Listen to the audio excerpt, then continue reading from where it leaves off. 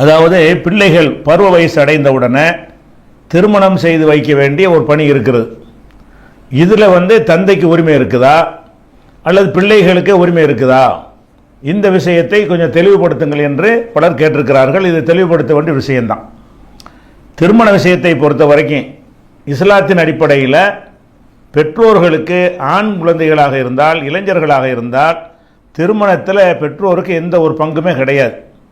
ஒரு ஆண் அவன் விரும்பிய ஒரு வாழ்க்கையை தேர்ந்தெடுத்து கொள்ளலாம்.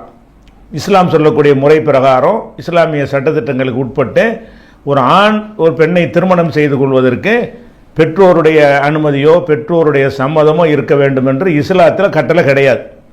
நபிகள் நாயகம் ஸல்லல்லாஹு அலைஹி வஸல்லம் சொல்கிறாங்க, யா மாஷர ஷபாப், இளைஞர் சமுதாயமே, மனிஸ்ததா மின்குமுல் பாஅத, உங்களில் யாருக்கு திருமணத்திற்கான சக்தி இருக்கிறதோ ஃபல்யதஸவ்வஜ், அவர் திருமணம் செய்து கொள்ளட்டும். வமல்லம் யஸ்ததி, யாருக்கு அந்த சக்தி இல்லையோ அலைஹி பிஸ்ஸௌமி, அவர் நோன்பை கொண்டு தன்னை கட்டுப்படுத்தி கொள்ளட்டும். அது அந்த ஆசையை கட்டுப்படுத்தும் என்று நபிகள் நாயகம் ஸல்லல்லாஹு அலைஹி வஸல்லம் சொல்கிறார்கள். புகாரியில் 5065வது ஹதீஸில் இருக்குது. அப்போ இளைஞர்களை அவங்களே தான் என்ன செய்கிறாங்கன்னா திருமணம் செய்கிற ஒரு பொறுப்பை நபிகள் நாயகம் ஸல்லல்லாஹு அலைஹி வஸல்லம் ஒப்படைக்கிறார்கள். அவங்க காலத்தில் வாலிப வயதினர்கள் ஒரு பெண்ணை திருமணம் செய்யும் பொழுது அவங்க தாய் தந்தையர்கிட்ட கேட்டு செய்கிற ஒரு வழக்கமெல்லாம் இருக்கலை. அவர்கள் செய்து கொள்வார். அது பிரச்சனையாக பெற்றோர்கள் எடுத்துக்கொள்ள மாட்டார்கள். ஆனால் நம்ம சமூக அமைப்பில், இந்திய சமூக அமைப்பில் திருமணம் என்பது பெற்றோருடைய கண்ட்ரோலில் தான் இருக்கணும் என்று ஒரு நிலையை ஏற்படுத்தி வைத்திருக்கிறோம். இது அந்த பெற்றோர்கள் இந்த உரிமையை எடுத்துக்கொள்ளக்கூடாது. இளைஞர்கள் ஆண்களாக இருந்தால் அவர்களுக்கு பிடித்தமான ஒரு வாழ்க்கையை தேர்ந்தெடுத்து கொள்ளுமாறு விட்டுவிட வேண்டும். ஆனால் எதனால் இந்த பெற்றோர்களுடைய இந்த ஆதிக்கம் வருகிறது என்று சொன்னால், திருமணத்தை ஒட்டி பெண் வீட்டாரிடத்தில் வரதட்சணை வாங்க வேண்டும், சீர்களை வாங்க வேண்டும், இன்னும் பல வசதி வாய்ப்புகளை கேட்டு பெற வேண்டும். நம்ம பையனுக்கு அது தெரியாது, நாம் குறுக்க நின்றாதான் அதெல்லாம் செய்ய முடியும் என்று சொல்லி பெண்பாக்குறம் என்கிற பெயரில் பெரிய அளவிலான ஒரு எதிர்பார்ப்புகளை வைத்துக்கொண்டு இந்த பையனை வச்சு சம்பாதிக்கணும் என்ற ஒரு மனநிலை காரணமாகத்தான் எங்கெல்லாம் இந்த வரதட்சணை பிரச்சனை இருக்கிறதோ அங்கே எல்லாம் தான் பெற்றோர்களுடைய ஆதிக்கம் இருக்கும். ஒரு பெண் பார்க்குறத கூட என்ன செய்வாங்கன்னா, அந்த பெண் இவனுக்கு பிடிக்குதா என்று பார்க்க மாட்டார்கள். பெற்றோருக்கு பிடித்து விட்டது என்று சொன்னால் உடனே பெண்ணை திருமணம் செய்து வைத்து விடுகிறார்கள். இந்த விஷயத்தில் பிள்ளைகள் அவர்களாகவே பெற்றோருடைய சொல்லை கேட்டு அவங்க பார்க்குற பெண்ணை கல்யாணம் பண்ணினால் தப்பு ஒன்றும் கிடையாது. அந்த அளவுக்கு அண்டர்ஸ்டாண்டிங் இருந்து புரிந்து நடந்து கொண்டால் பிரச்சனை இல்லை. ஆனால் ஒரு பையன் எனக்கு நான் திருமணம் செய்ய போகிறேன் என்று சொல்வானேயானால் அதில் பெற்றோர்கள் தலையிட முடியாது. அதே நேரத்தில் இந்த பையன் தேர்ந்தெடுக்கக்கூடிய அந்த பெண்ணோ அந்த குடும்பமோ நமக்கு ஒத்து வராது என்று பெற்றோர்கள் நினைப்பதற்கு உரிமை இருக்கிறது. அப்படி இருக்கும் என்று சொன்னால் நீ அந்த மாதிரி திருமணம் செய்தால் செய்து கொள், எங்களுக்கு எந்த தொடர்பும் கிடையாது, இது நல்லது இல்லை என்று உனக்கு அறிவுரை சொல்கிறோம். அப்போ அதற்கு மீறி நீ செய்தாயானால் நம்ம குடும்பத்துக்கு அது பிரச்சனையாக வரும் என்று சொல்கிற உரிமை இவங்களுக்கும் இருக்கிறது. அப்போ பருவ வயசை அடைந்த பிறகு திருமணம் செய்கிற விஷயத்தை பொறுத்த வரைக்கும் அது பெற்றோர்களுடைய உரிமையாக இல்லாமல் இளைஞர்களின் உரிமையாகத்தான் இஸ்லாத்தில் வழங்கப்பட்டு இருக்கிறது. சில குடும்பங்களில் பார்க்கிறோம், இந்த பெற்றோர்கள் கையில் எடுத்துக்கொண்ட காரணத்தினால் திருமண வாழ்க்கை 35-40 வயசு வரைக்கும் திருமணமாகாமல் பல பேர் இருக்கிறார்கள். வேறு வேறு காரணங்களை சொல்லி வீடு கட்ட வேண்டும், கடன் கழிக்க வேண்டும், சகோதரிக்கு திருமணம் செய்து வைக்க வேண்டும், வேறு வேறு பிரச்சனைகள்லாம் இருக்கிறது. இதெல்லாம் முடிந்த பிறகு திருமணம் செய்வோம் என்று சொல்லி அந்த ஒரு இளைஞனுடைய அந்த இளமையில் கொடுக்க வேண்டிய அந்த இல்லற வாழ்க்கையை மறுக்கிறார்கள். இதனால் என்ன ஆகும்னு கேட்டால், கட்டுப்பாடாக இருக்கிறவங்க இருந்துருவாங்க. பல பேர் என்ன செய்வாங்கன்னா, தவறான வழியில் செல்வதற்கு இந்த தாமதம், தேவையற்ற அதிகப்படியான தாமதம் தூண்டக்கூடியதாக இருக்கிறது. அதனால் பெற்றோருக்கு பெற்றோர்கள் புரிந்து கொள்ள வேண்டும், நம்ம பிள்ளைக்கு வேணுங்கிற வாழ்க்கையை தேர்ந்தெடுத்து அது மார்க்கத்துக்கு உகந்ததாக இருக்கும் என்று சொன்னால் அவர்கள் அது குறுக்க நிற்கக்கூடாது. மார்க்கத்துக்கு உகந்ததாக இருக்கிறது, குடும்பத்து அமைப்புக்கு நல்லதாக இருக்கிறது என்று இருந்தால் அதை மறுக்கக்கூடாது. சரி, இப்போ பிள்ளை ஆசைப்படி போகட்டும், ஏன்னா அவர் விரும்பின மாதிரி திருமணம் செஞ்சால் தான் அவங்க காலமெல்லாம் சந்தோஷமாக இருக்க முடியும்.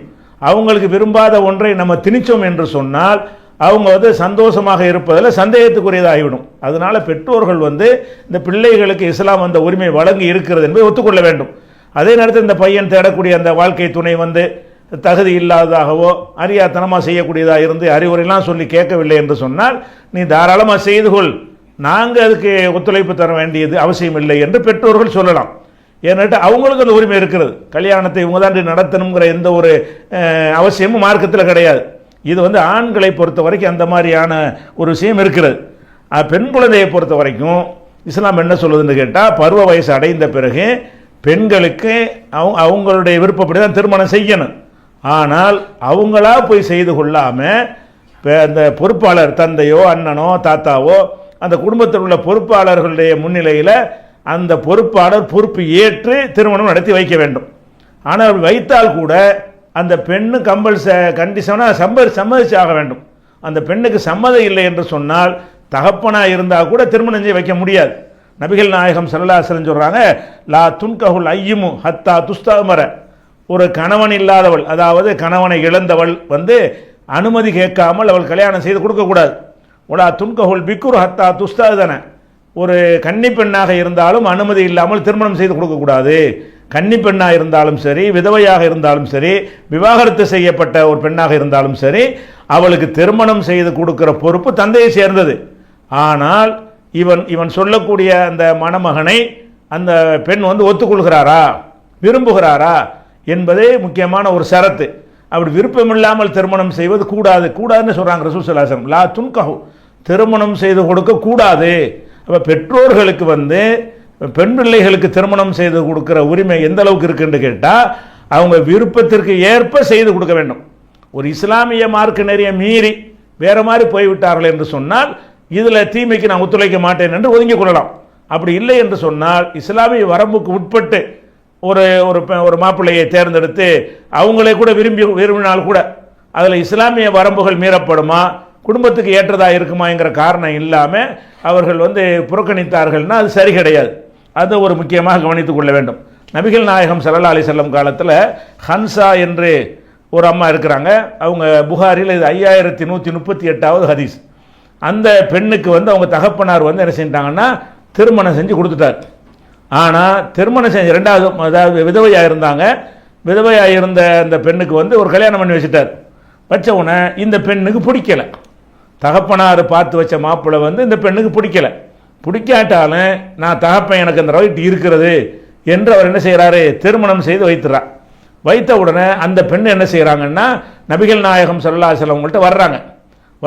இந்த மாதிரி விஷயம் எனக்கு பிடிக்காத ஒருவருக்கு என் தந்தை திருமணம் செய்து வைத்து விட்டார் அப்படின்னு சொன்ன உடனே நபிகள் நாயகம் ஸல்லல்லாஹு அலைஹி வஸல்லம் என்ன செய்கிறாங்கன்னா ஃபரத்த நிகாஹு, அந்த திருமணத்தை ரத்து செய்து விட்டார்கள். இது திருமணம் அல்ல.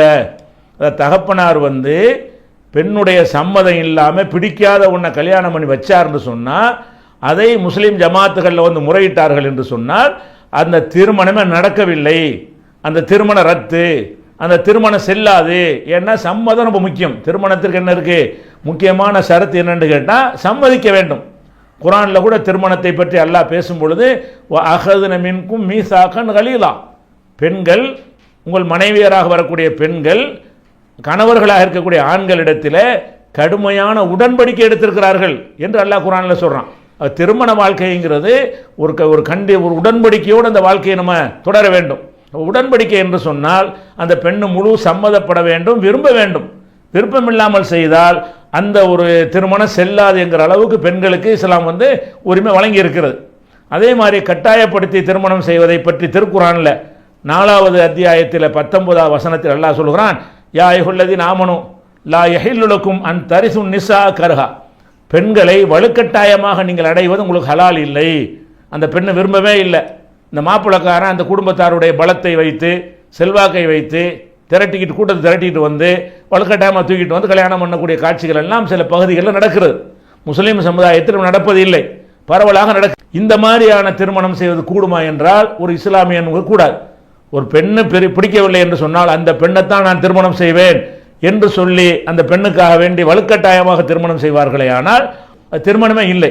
அப்போ அல்லாஹ் என்ன செய்யறாண்டா, யா அய்யுஹல்லதீன ஆமனூ, நம்பிக்கை கொண்ட மக்களே, லா யஹில்லு லக்கும் அன் தரிசுன் நிஸா கர்ஹா, பெண்களை வலுக்கட்டாயமாக நீங்கள் அடைவது உங்களுக்கு ஹலால் இல்லை என்று அல்லாஹ் 4வது அத்தியாயத்தில் 19வது வசனத்தில் சொல்கிறான்.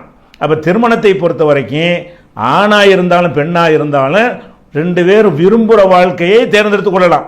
ஆணாக இருந்தால் அவனாகவே அந்த கல்யாணம் நடக்கிற காட்சி நீங்கள் பார்த்துருப்பீங்க. திருமணம் நடக்கும் பொழுது எப்படி நடக்கும்? நம்ம இஸ்லாமிய சமுதாயத்தில் கரெக்டாக செஞ்சுக்கிட்டு இருக்கிறோம். மணமகன் நான் கல்யாணம் பண்ணுறேன் அவன் தான் செய்வான். மணமகள் சார்பாக என்ன செய்வாங்க? நான் என் மகளை கல்யாணம் பண்ணி கொடுக்குறேன்பாங்க. அந்த ஒப்பந்தம் பண்ணுற அந்த விதத்திலே உங்களுக்கு சட்டம் தெரிகிறது. அந்த ஒப்பந்தம் பண்ணுற விதமே எப்படி வைத்திருக்கோம், அது கரெக்டாக அமைச்சிருக்கிறாங்க. ஒப்பந்தம் செய்கிற விதமே என்ன இருக்குன்னு கேட்டால், இன்னாருடைய மகள் இன்னாரை இவ்வளோ ரூபா மகருக்கு இன்னார் சாட்சியாக வைத்து நான் திருமணம் செய்கிறேன் என்று மணமகன் சொல்வான். மணப்பெண்ணு சொல்லுவாங்களன்னா சொல்ல மாட்டாங்க. அவங்க சம்மதிக்கிறேன்னு அந்த லெட்ஜரில் கையெழுத்து போடுவாங்க. அதே நேரத்தில் தகப்பனோ அந்த பெண்ணுடைய பொறுப்பாளர் நின்று என்ன செய்வாங்க? என் மகளை, என் சகோதரியை இவ்வளோ ரூபா மகருக்கு உங்களுக்கு அவருடைய பூரண சம்மதத்தோடு மனமுடித்து தருகிறேன், ஏற்றுக்கொள்கிறீர்களான்னு கேட்பாங்க. அவர் ஆமாம்பார். அப்போ பெண்ணுக்கு திருமணம் முடித்து கொடுக்குறோம். ஆணு அவனே திருமணம் செய்கிறான். அந்த திருமண நிகழ்வை பார்த்தாலேயே அந்த திருமணம் செய்து வைப்பது ஆணுக்கு இந்த ரோலுமே இல்லை, தகப்பனே இல்லாவிட்டாலும் அந்த பையன் திருமணம் செய்து கொள்ள முடியும். இஸ்லாத்தில் அந்த உரிமை வழங்கப்பட்டு இருக்கிறது. பெண்களாக இருந்தால் அது ஏன் அவங்களுக்கு விருப்பப்படி தான் செய்யணும். ஆனால் எதுக்கு இந்த பொறுப்பாளர்னு சொல்கிறோம்னு கேட்டால், பெண்களை ஏமாற்றிடுவாங்க. பெண்களுக்கு ஒரு பொறுப்பாளன் இருந்து செஞ்சால் தான் அவங்களுக்கு செக்யூரிட்டி இருக்கும். இல்லை என்று சொன்னால் அவங்களா ஓடி போய் கல்யாணம் பண்ணிட்டு போயிடுறாங்க. அவங்க கொண்டு போய் கொஞ்ச நாள் அனுபவிச்சுட்டு என்ன செய்வான்? அடிமை விற்றுட்டு போயிடுவான். சந்தையில் அந்த விசார வழியில் விற்றுட்டு போயிடுவான். அல்ல கொடைக்கானல் விட்டு உடையாந்துருவான். இப்படியான பல அல்ல பெட்ரோல் ஊற்றி கொளுத்திடுவான். ஏன் கொளுத்துறான்னு கேட்டால், இவருக்கு யாரும் இல்லை, இவளுக்கு இவருடைய குடும்பத்தாரை பகைச்சிக்கிட்டு வந்திருக்கிறா, இவளை என்ன செஞ்சாலும் கேட்க நாதி இல்லை என்று வந்தால் அது பெண்ணுக்கு பாதுகாப்பாக இருக்குமா? அவளுக்கு ஏதாவது பிரச்சனை என்றால் தட்டி கேட்பதற்கு ஒரு ஜமாத் இருக்கிறது, ஒரு தகப்பன் இருக்கிறான், ஒரு அண்ணன் இருக்கிறான், அவன் தான் நின்று இதை நடத்தி வைத்தான் என்று சொல்லும் பொழுது அந்த மாப்பிள்ளைக்காரன் கொடுமைப்படுத்த மாட்டான். பெண்களுடைய செக்யூரிட்டிக்கு தான் இது அந்த பொறுப்பாளர்னு வைக்கிறது. விருப்பம் தான், பெண்ணுடைய விருப்பத்தின்படி தான் திருமணம் செய்து வைக்கணும். ஆனால் அந்த திருமணம் பெண்ணுடைய விருப்பப்படி நீனே பண்ணிக்க என்று சொல்லிவிடாமல் நான் நின்று நடத்தி வைக்கிறேன் என்று அந்த பெண்ணுக்காக பொறுப்பாளர்கள் என்ன செய்யணும்? நின்று திருமணம் செய்து வைக்க வேண்டும். இது ஒரு முக்கியமான ஒரு விஷயம். அதே நேரத்தில் முதல் கன்னி பெண்ணுக்கு தான் இந்த சட்டம். விதவை பெண்ணாக இருக்காங்கன்னு வைங்க, விதவையாக இருக்கிறாங்க அல்லது விவாகரத்து செய்யப்பட்ட பெண்ணாக இருக்கிறாங்க, ஏற்கனவே திருமணம் முடித்து கணவனை இழந்திருக்கிறார்கள், மரணத்தின் மூலம் இழந்திருக்கிறார்கள் அல்லது விவாகரத்தின் மூலம் இழந்திருப்பார்கள். இப்படி கணவன் இல்லாத ஒரு பெண்ணாக இருந்தால் அவர் ரெண்டாவது தடவை பண்ணக்கூடிய திருமணமாக இருக்கும் பொழுது அந்த திருமணத்திற்கு பெற்றோர்களோ பொறுப்பாளர்களோ இருக்குன்னு கட்டாயம் கிடையாது. அவங்களாவே பண்ணிக்கொள்ளலாம். இது அதிகமான பேர் இந்த சட்டத்தை விளங்காமல் இருக்கிறார்கள். அல்லாஹ்வுடைய ரசூல் சொல்கிறார்கள், அல் ஐயும் அஹக்கு மின் அப்சிஹா மின் வலிஹா.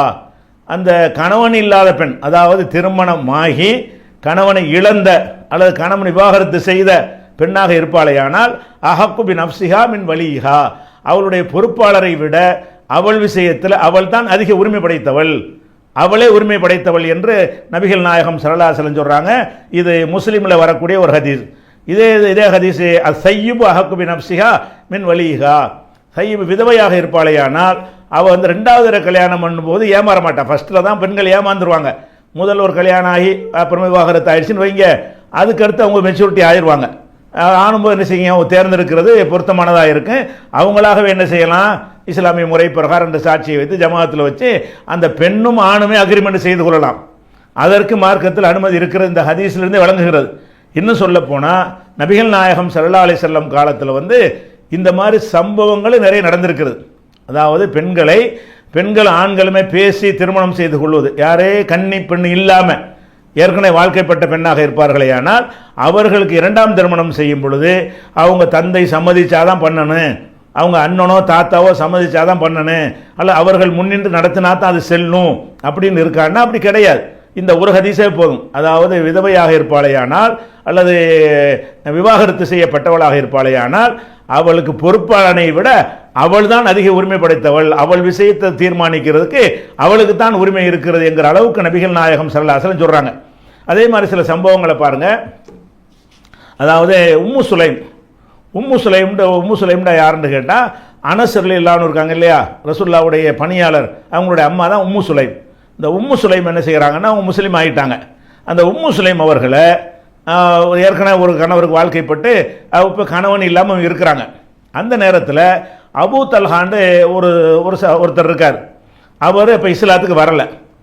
உம்மு சுலைமும் இஸ்லாத்தில் வந்துடுறாங்க. அபூ தல்ஹாவும் ரெண்டு பேரும் மதீனா ஆளுக்கு தான். அபூ தல்ஹா வந்து இஸ்லாத்துக்கு வரல. வராட்டாலும் இந்த உம்மு சுலைமை விரும்புகிறார் அவர். உம்மு சுலைம் வந்து இந்த பெண்ணை நம்ம கல்யாணம் பண்ணலாம், நல்ல ஒழுக்கமான பெண்ணாக தெரியுது என்று சொல்லி அவரே என்ன செய்கிறாருன்னா ஹத்தப அபூ தல்ஹா உம்மு சுலைம்கிட்ட போய் அபூ தல்ஹா அவரே பெண் பேசுகிறார். எப்படி பேசுகிறாருன்னு கேட்டால் அவர் இஸ்லாத்தை தழுவுறதுக்கு முன்னாடி. அப்போ என்ன செய்கிறாருன்னு கேட்டால் அம்மா, அப்போ பதில் சொல்கிறாங்க, உம்மு சுலைம் சொல்கிறாங்க, அம்மா இன்னி ஃபீக்கல ராகிபத்துன், அபூ தல்ஹா அவர்களே உங்களை நானும் விரும்புகிறேன், நீங்கள் என்னை விரும்புகிற மாதிரி நானும் உங்களை விரும்புகிறேன். ஒமா மிசுலுக்க யுரத்து, உங்களை மாதிரி ஒரு மாப்பிள்ளையை வந்து வேணாம்னு சொல்ல முடியாது, மறுக்க முடியாது. எல்லா தகுதியும் உள்ளவராக நீங்கள் இருக்கிறீங்க, உங்களுக்கு தகுதி இருக்கிறது. ஆனால் உலாக்கின்னக்க ரஜுலுன் காஃபிருன், நீங்கள் வந்து இஸ்லாத்தை ஏற்றுக்கொள்ளாத ஒரு மனிதராக இருக்கிறீர்கள். வானா இம்ராத்துன் முஸ்லிமத்துன், நான் வந்து இஸ்லாத்தை ஏற்றுக்கொண்ட ஒரு பெண்ணாக இருக்கிறேன். அதனால ஃபைன் துஸ்லிம், நீங்கள் இஸ்லாத்தை தழுவி கொண்டீர்களே ஆனால் ஃபதாலிக்க மஹரி, அதையே எனக்குரிய மகராக ஆக்கிக் கொள்கிறேன். லா அசலுக்கு கைரஹு, வேற ஒன்றும் கேட்க மாட்டேன். அப்போ இந்த உம்மு சுலைம் அவர்களை அபூ தல்ஹா விரும்புகிறாரு. அபூ தல்ஹாவை உம்மு சுலைம் விரும்புகிறாங்க. விரும்பத்தானே சொல்கிறாங்க, உங்களை மாதிரி ஒரு மாப்பிள்ளையை ரத்து பண்ண முடியுமா, மறுக்க முடியுமா என்றெல்லாம் உம்மு சுலைம் சொல்கிறாங்க. அப்போ அவங்களுக்குள்ள பார்த்துருக்குறாங்க, ஒருத்தர் பார்த்துருக்குறாங்க. அப்போ இதை பற்றி கேட்கும்போது அவங்க என்ன சொல்கிறாங்கன்னு கேட்டால், எனக்கு பிரச்சனை கிடையாது, இஸ்லாத்துக்கு நீ வரணும், நான் ஒரு முஸ்லீமாக இருக்கிறேன், நீ இஸ்லாத்தை மட்டும் ஏற்றுக்கொண்டாயானால் எனக்கு எந்த பஞ்சாயத்தும் கிடையாது என்று சொல்லி அப்புறம் என்ன செஞ்சாங்கன்னா அவர் இஸ்லாத்தை தழுவுனாரு. அப்போ பெண் பேசுனது யார்கிட்ட பேசியிருக்கிறாங்க, அந்த பெண்ணுடைய பொறுப்பாளர் போய் பார்த்து அங்கே போய் பெண்ணெல்லாம் கேட்கல. அபூ தல்ஹா நேரடியாக என்ன செய்கிறாரு, அவங்க பேசுகிறாரு, இஸ்லாத்தை தழுவுனவுடனே அவங்கள திருமணம் செய்து கொண்டாருங்கிற ஒரு செய்தி தபுரானியில் ஆதாரப்பூர்வமான ஹதீஸாக இருக்கிறது. நசையிலையும் இந்த ஹதீஸ் வருகிறது. எப்படி வருதுன்னு கேட்டால், தஸவஜ அபூ தல்ஹா உம்மு சுலைம், அபூ தல்ஹா வந்து உம்மு சுலைமை திருமணம் செய்தார்கள். ஓ கான சதாகுமா பைனஹுமா அல் இஸ்லாம், ரெண்டு பேருக்கு மத்தியில் உள்ள திருமணத்தினுடைய மகராக இஸ்லாம் தான் இருந்தது. அஸ்லமத்து உம்மு சுலைமின் கபல் அபி தல்ஹா, அபூ தல்ஹாவுக்கு முன்னாடி உம்மு சுலைம் அவர்கள் திருமணம் இஸ்லாத்துக்கு வந்து விட்டார்கள். இப்போ ஹத்தபஹா, அவர் பெண் கேட்டு போனார். அப்போ அந்த அவங்க சொன்னாங்க, இன்னைக்கு அது அஸ்லம்து, நான் இஸ்லாத்தை தழுவிவிட்டேன். ஃபைன் அஸ்லம்த நகஹத்துக, நீ இஸ்லாத்தை தழுவினால் உன்னை திருமணம் செய்து கொள்வேன் என்று சொல்லி திருமணம் செய்தார்கள் என்று பார்க்கிறோம். அப்போ இதில் என்னென்று கேட்டால், இது பொறுப்பாளர் என்னென்னா இவங்க இரண்டாவது திருமணம் பண்ணுறாங்க, கன்னி பெண்ணாக இருக்கவில்லை. கன்னி பெண் இல்லாதவர்களாக இருந்தால் அவங்களே போய் பெண் பேசலாம், அவங்கள்ட்ட பேசலாம், அவங்களே இந்த திருமண முடிவை எடுத்துக்கொள்ளலாம். ஆனால் இஸ்லாமிய பிறவி பிறகான சாட்சிகளை வைத்து ஜமாத்தில் வச்சு திருமணம் செய்து கொள்ளலாம். தகப்பன் வராவிட்டாலும் பொறுப்பாளர் இல்லாவிட்டாலும் பரவாயில்லை. ஏன் பரவாயில்லைங்கிறோம்னு கேட்டால், அந்த பெண்ணு வந்து தந்தையை விட வலியை பொறுப்பாளரை விட அதிக உரிமை படைத்தவள் என்று நபிகள் நாயகம் ஸல்லல்லாஹு அலைஹி வஸல்லம் ஹதீஸ் இதுக்கு போதுமான ஆதாரமாக இருக்குது. அதே மாதிரி வந்து ஃபாத்திமா பின்த் கைஸ் என்ற ஒரு அம்மா இருந்தாங்க ரசூல் ஸல்லல்லாஹு அலைஹி வஸல்லம் காலத்தில். அவங்களையும் அந்த கணவர் விவாகரத்து பண்ணிட்டார். விவாகரத்து பண்ண உடனே நீ இதா ஒரு இடத்துல ஒரு வீட்டில் போய் இதா இருக்க சொல்லிட்டாங்க, வேற ஒரு வீட்டை அனுப்பி நீ இதா இருந்துண்டு. இதாவெல்லாம் முடிஞ்ச உடனே என்ன செய்கிறாங்கன்னு கேட்டால், அவங்க ஃபாத்திமா பின்த் கைஸ் ரசூல்லாட்ட வர்றாங்க. வந்து என்ன செய்கிறாங்கன்னு கேட்டால், அல்லாஹ்வுடைய தூதரே என்னுடைய இதா முடிஞ்சிருச்சு, இப்போ நான் வந்து திருமணம் செய்வதற்கு தகுதி உள்ளவளாக இருக்கிறேன், அதனால வந்து என்னை ரெண்டு பேர் என்ன செய்கிறாங்கன்னா கல்யாணம் பண்ணுறேன்ட்டு கேட்குறாங்க. அண்ணன் முஆவியா தபன் அபி சுஃபியான், அபூ சுஃபியானுடைய மகன் முஆவியா அவர்களும் அபா ஜஹமின் அபூ ஜஹமி என்பவரும் ஹத்தபானி, என்னை வந்து கல்யாணம் பண்ணுறதுக்கு என்கிட்ட கேட்குறாங்க. என்னிடத்தில் நேரடியாக பெண் பேசுகிறாங்க.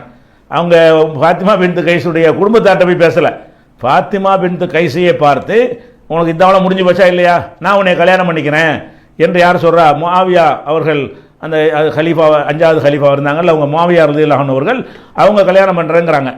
அபூ ஜஹம் என்பவர் என்ன செய்கிறாரு, நான் வந்து கல்யாணம் பண்ணிக்கிறேன், ரெண்டு பேரும் எனக்கு கல்யாணம் பண்ணுறதுக்கு பேசுகிறாங்க, நான் என்ன செய்ய அப்படின்னு ரசூலுல்லாஹ்ட்ட வந்து கேட்குறாங்க. அப்போ ரசூல் ஸல்லல்லாஹு அலைஹி வஸல்லம் என்ன செய்கிறாங்கன்றா, கேட்டதுக்காக வேண்டி நம்ம ஆலோசனை சொல்லணும். பொதுவாக ஒருத்தருடைய குறைகளை அடுத்தவரை நம்ம சொல்லக்கூடாது. ஆனால் அந்த குறைகளை சொல்வதனால் அவருக்கு ஒரு நன்மை ஏற்படும் என்றால், அந்த குறைகளை சொல்லாவிட்டால் அவருக்கு கேடு ஏற்படும் என்றால், அந்த மாதிரி நேரத்தில் ஒருத்தருடைய குறையை மற்றவருக்கு சொல்லலாம். இப்போ நான் ஒரு நிறுவனம் நடத்துகிறேன், இந்த நிறுவனத்துக்கு ஒரு ஆளை வேலைக்கு சேர்க்கப்படணும், அவரை சேர்க்கலாமா என்று உங்கள்கிட்ட கேட்குறேன். உங்களுக்கு தெரியுது அவர் நல்லவர் இல்லைன்னு சொல்லி, அப்போ நீங்கள் என்ன சொல்லணும், அவரை சேர்க்க வேணாம், கை கொஞ்சம் நீளம் இருக்குது அப்படின்னு தான் அவர் சொல்லணும்ல. அப்படி சொன்னால் தான் எனக்கு செய்கிற நன்மையாக இருக்கும். சும்மா ஒருத்தனுடைய குறைப்பை தண்டோரை போட்டுட்டு போகக்கூடாது. சம்பந்தப்பட்ட ஒருவனுக்கு பாதிப்பு ஏற்படும் என்று இருந்தால் அந்த நேரத்தில் அந்த குறையை சொல்லலாம். இப்போ ரசூலுல்லாஹ்ட்ட வந்து இந்த பெண் வந்து என்ன கேட்குறாங்கன்னா, 2 மணமகன்களை சொல்லி இந்த 2 பேரில் யாரை கல்யாணம் பண்ணலான்னு கேட்குறாங்க. அப்போ இந்த 2 பேரும் ரசூலுல்லாஹ்வுக்கு தெரிஞ்ச ஆளுக்க. தெரியும் பொழுது அவங்கள்ட்ட என்ன மைனஸ் இருக்குதோ, ப்ளஸ் எல்லாம் அவங்க பார்த்துருப்பாங்க. ப்ளஸை சொல்ல மாட்டாங்க, மைனஸ் என்ன இருக்குது அந்த மைனஸை ரசூலா என்ன செய்கிறாங்க, அந்த பெண்ணுக்கு விளக்குறாங்க. என்ன செய்கிறாங்கன்னு கேட்டால், அம்மா அபூஜஹமின் ஃபலா எலோ அசாஹலா அன் ஆத்துக்கிஹி, இந்த அபூஜகம் உன்னை பெண் கேட்டார்ல, உன்னை கல்யாணம் பண்ணுறேன்னு கேட்குறாருல, அவருடைய கேரக்டர் என்னென்னு கேட்டால், அவர் கைத்தடியை கையில் எடுத்தானா கீழே வைக்க மாட்டார். இது இலக்கியமாக சொல்கிறது, அடிப்பார்னு அர்த்தம். இவர் எதுக்கு எடுத்தாலும் கை நீட்டுவார். அப்போ கை நீட்டினார்னு சொன்னால் நீ வந்து அடி வாங்கி என்ன செய்வே, கஷ்டப்பட வேண்டி வரும். அதனால் கொஞ்சம் கோபமான ஆள், ஒரு முரட்டுத்தனமான ஒரு ஆள். இது குறை சொல்றதுக்காக சொன்னதில்லை. இந்த பெண்ணு வாழ்க்கைக்கு துணையாக தேர்ந்தெடுக்கும் பொழுது அந்த தெரியாமல் கல்யாணம் பண்ணிட்டு அப்புறம் அடி வாங்கிட்டு நாளைக்கு நிற்கக்கூடாதுல்ல, அதுக்காக என்ன செய்கிறாங்கன்னு கேட்டால், அம்மா அபூஜஹமின், இந்த அபூஜஹம் என்பவர் வந்து ஃபலா எலோ அசாக நாத்துக்கஹி, அவருடைய தோல்லேருந்து கைத்தறியை கீழே வைக்க மாட்டார் அப்படின்னா ரெடி கைத்தறி வச்சு அடிக்கிறதுக்கு ரெடியாக இருப்பாருன்னா ஒரு இலக்கியமான வார்த்தை. அதான் அடிக்கக்கூடியவர் கோவக்காரன்னு அர்த்தம். அப்போ அம்மா முஆவியா, அடுத்து முஆவியா சொன்னீங்கள, அவரை பொறுத்த வரைக்கும் சோலூக்குன் லா மாலலகு, அவர் வந்து எந்த செல்வமும் இல்லாத ஒரு ஓட்டாண்டியாக இருக்கார். அதாவது பஞ்சை பராரி அவர் இருக்கிறாரு. அவருக்கு வாழ்க்கை பட்டீங்கன்னா பொருளாதாரத்தில் கஷ்டப்படுவேன், இவற்றை வாங்கினா அடி வாங்குவேன், அவர் கல்யாணம் பண்ணேன்னு சொன்னால் கஷ்டப்படுவேன், அவர்கிட்ட காசு பணம் ஒன்றுமே இல்லை அவர்கிட்ட அப்படின்ட்டு ரெண்டையுமே சொல்லிடுறாங்க. சொல்லிட்டு என்ன செய்கிறாங்கன்னு கேட்டால், வேணா ஒன்று செய், உசாமாவை கல்யாணம் பண்ணிக்கிறியான்னு கேட்குறாங்க. உசாமாண்டா யார், ரசூலுல்லாவுடைய வளர்ப்பு மகன் இருந்தார்ல ஜெயிது, பிறகு வளர்ப்பு மகன் இல்லைன்னு ஆயிடுச்சு. அந்த ஜெயிதுடைய மகன் தான் உசாமா. ரொம்ப ரசூலுல்லாவுக்கு விருப்பமான ஆள், பேரப்புள்ள மாதிரி அவரை நேசிப்பாங்க.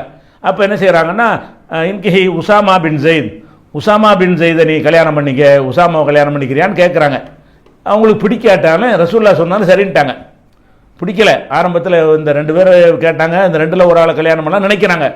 ரசூலுல்லாஹ் கேட்ட உடனே வேண்டா வெறுப்பாக, பிடிக்காவிட்டாலும் ரசூலுல்லாஹ் கேட்டாங்கல்ல சரி என்று சொல்லிவிட்டார்கள். வெறுப்பாகத்தான் சொன்னார்கள். அப்புறம் முதல் தடவை வெறுத்தாங்க, 2வது சொன்னாங்க ரசூலுல்லாஹ் சரின்னு ஒத்துக்கொண்டார்கள்.